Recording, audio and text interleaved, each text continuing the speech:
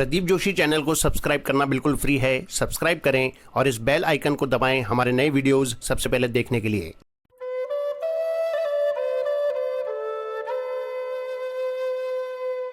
स्वामी राम सुखदास जी महाराज को शत शत नमन।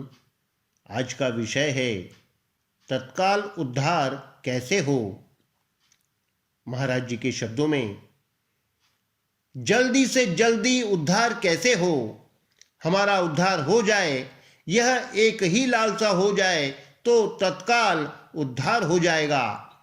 एक बात आप ध्यान दे करके सुने, संसार का काम जैसे उद्योग करने से होता है, ऐसे ही हम समझते हैं कि परमात्मा की प्राप्ति भी उद्योग करने से होगी। वास्तव में यह बात नहीं है, नहीं है, नहीं है। परमात्मा सब देश में है, सब काल में है, संपूर्ण वस्तुओं में है, संपूर्ण व्यक्तियों में है, संपूर्ण घटनाओं में है, संपूर्ण परिस्थितियों में है। अतः उनकी प्राप्ति के लिए केवल भीतर की लालसा होनी चाहिए। कारण कि परमात्मा का निर्माण करना नहीं है, उनको बदलना नहीं है, उनको कहीं से लाना नहीं है। वे तो सब जगह और सब में ज्यों के त्यों परिपूर्ण हैं। जहां आप कहते हैं कि मैं हूं, वहां भी परमात्मा पूरे के पूरे विद्यमान हैं। अतः केवल लालसा होने से उनकी प्राप्ति हो जाती है। संसार की कोई वस्तु केवल लालसा से नहीं मिलती। लालसा होगी, उद्योग करेंगे और भाग्य में होगा तभी वस्तु मिलेगी। जैसे रुपए चाहिए तो रुपयों की लालसा हो, रुपयों के लिए प्रयत्न किया जाए और प्रारब्ध में हो तो रुपए मिलेंगे। अगर प्रारब्ध में न हो तो इच्छा करने पर और खूब चेष्टा करने पर भी रुपए नहीं मिलेंगे। परंतु परमात्मा की प्राप्ति केवल इच्छा से ही हो जाएगी। परमात्मा प्राप्ति की इच्छा होने पर उद्योग अपने आप होगा, परंतु परमात्मा प्राप्ति उद्योग के अधीन नहीं है। जो वस्तु उद्योग के अधीन होती है, क्रियाजन्य होती है, वह नाशवान होती है। जिसकी उत्पत्ति होती है उसका विनाश होता ही है। जो साधना से मिलेगा वह उत्पत्ति वाला होगा, और जो उत्पत्ति वाला होगा वह मिट जाएगा, रहेगा नहीं। परंतु परमात्मा अनुत्पन्न तत्व है और सदा ज्यों का त्यों रहता है। अतः उसकी प्राप्ति केवल लालसा से हो जाती है। केवल परमात्मा प्राप्ति की ही लालसा हो, दूसरी कोई भी लालसा न हो। एक बानी करुणा निधान की, सो प्रिय जाके गति न आन की। दूसरी लालसा होने से, दूसरी तरफ वृत्ति होने से ही परमात्मा प्राप्ति में बाधा लगती है।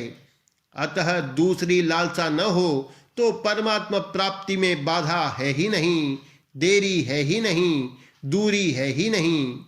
दूसरी मान बढ़ाई, सुख आराम आदि की लालसा होने से ही संसार का संबंध है। दूसरी लालसा मिटते ही संसार का संबंध छूट जाता है, और संसार का संबंध छूटते ही परमात्मा की प्राप्ति हो जाती है। परमात्मा तो पहले से ही मिला हुआ है।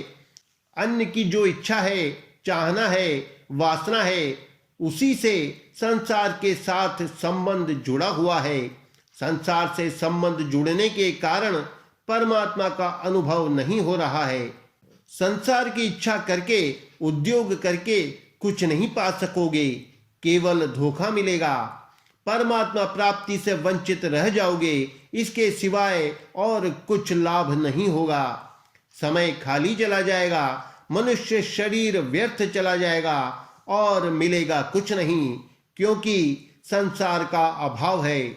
मनुष्य ने अपने भीतर एक सिद्धांत बैठा लिया है कि जो स्थिति अभी नहीं है वह स्थिति हो जाएगी तो हमने बड़ी उन्नति कर ली।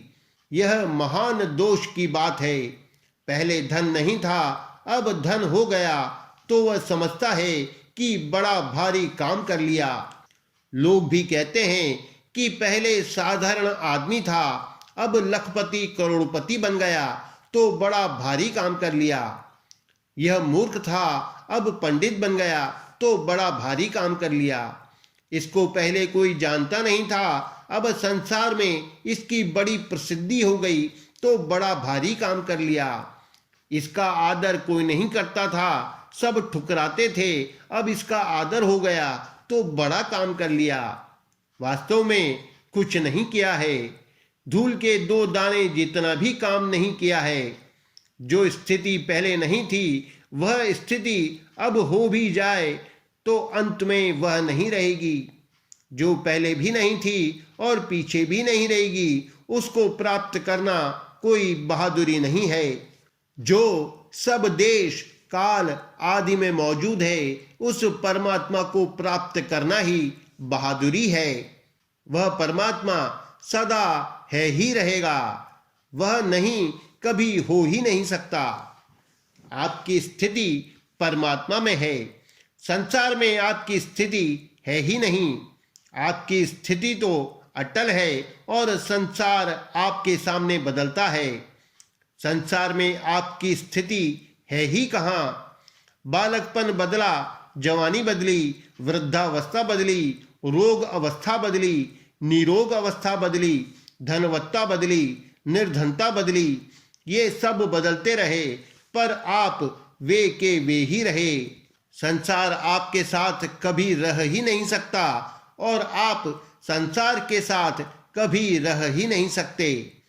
ब्रह्मा जी की भी ताकत नहीं है कि संसार आपके साथ और आप संसार के साथ रह जाएं। आपकी स्थिति सदा परमात्मा में रहती है। परमात्मा सदा आपके साथ रहते हैं और आप सदा परमात्मा के साथ रहते हैं। अतः परमात्मा की प्राप्ति कठिन है ही नहीं। कठिन तो तब हो जब परमात्मा की प्राप्ति के लिए कुछ करना पड़े। जब करना कुछ है ही नहीं तब उसकी प्राप्ति कठिन कैसे। कठिनता और सुगमता का सवाल ही नहीं है।